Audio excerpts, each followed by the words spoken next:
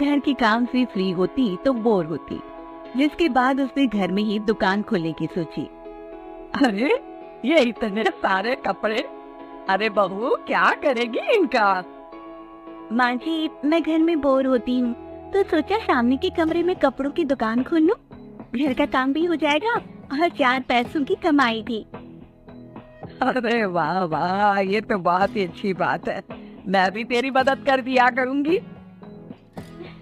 वाह माँ जी, तब तो मजा आ जाएगा। अब हम दोनों मिलकर खूब पैसे कमाया करेंगे। अब क्या था, सास बहू का काम चल पड़ा।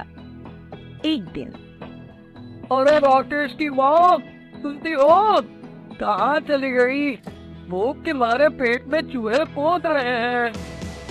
अरे नंदिनी, गाओ, भूख लग रही है। पापा कहाँ है माँ? पता नहीं बेटा, भूख लग रही है। आज तो किसी ने चाय भी नहीं पूछी। तभी सास बहू घर के अंदर ढेर सारे सामान के साथ आती हैं और वो भी हंसती हुई। अरे वाह बहू, ये तो बड़ी अच्छी मार्केट दिखाई तूने। भारी सस्ता सामान था। हाँ माँ जी, और ये सामान हम डबल पैसों में बेचेंगे, मजा आ जाएगा। अरे बहू, भूख लग रही है, कुछ खाने को दे दे। माँ क्या बात है, आज किसी ने पापा को चाय भी नहीं दी? अरे बेटा, अब 40 साल में तेरे पापा ने क्या चाय बनाना भी नहीं सीखा? अरे बेटा रहने दे अब इस बहस को। तुम लोगों ने वैसे बनाया क्या है?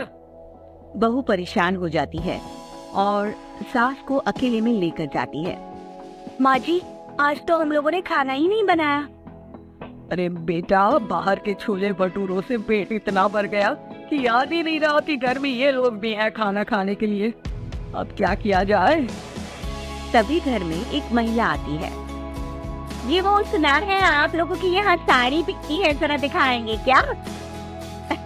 हाँ, क्यों नहीं। माँ जी, आप इन्हें साड़ी दिखाइए, मैं तब तक पिताजी और इनके लिए खाने का इंतजाम करती हूँ। सास उस औरत को लेकर सामने वाले कमरे में चली जाती है जहाँ उन लोगों ने दुकान खोली थी। वहीं बहू भी किचन में चली जाती है। अब इतनी जल्दी क्या बनाऊं? पापा जी तो खाने के लिए भी बैठ गए हैं। आइडिया, मैं खाना बाहर से ही ऑर्डर कर देती हूँ। थोड़ी देर में खाना आ जाता है और बहू टेबल पर खाना लगा देती है। हे भगवान, कितने कड़वे दाल बनाई है बेटा।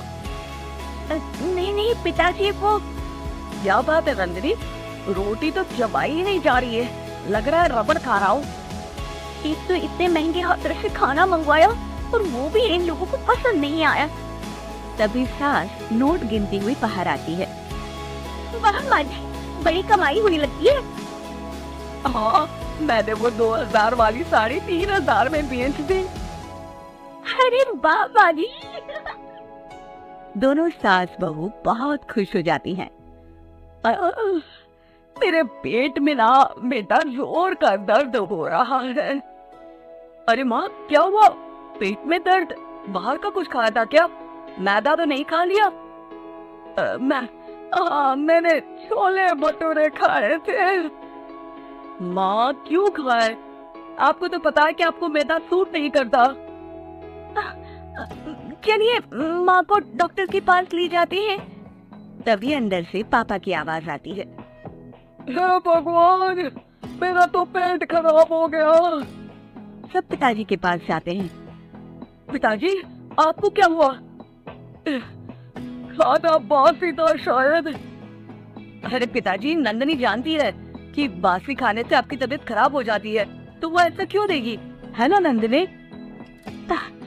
वो खाना मैंने बाहर से ऑर्डर किया था। मैं और माँ दुकान का सामान लेने गए थे, इसलिए खाना नहीं बना पाए। क्या नंदनी, दुकान के चक्कर में तुमने तो सारे घर का हाल बिगाड़ रखा है।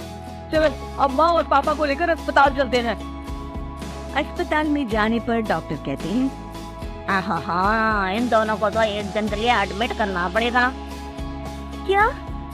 क्यों? पेट ही तो खराब है ना। हाँ, तो घर ले जाइए ना, अगर लग रहा है कि कोई बड़ी बात नहीं है और हम सिर्फ पैसा कमाने के लिए इन लोगों को एडमिट कर रहे हैं। नर्स, जरा इन लोगों को बिल तो दे देना। चलिए, मैं आप लोगों को पैकेट समझा देती हूँ। जब बहू के हाथ में बिल आता है, हे भगवान, 60,000 रुपए! इतना तो मैंने कमाया भी ना था। अब समझ गई कि कमाई के चक्कर में घर के लोगों की सेहत के साथ मैं खिलवाड़ कर रही थी।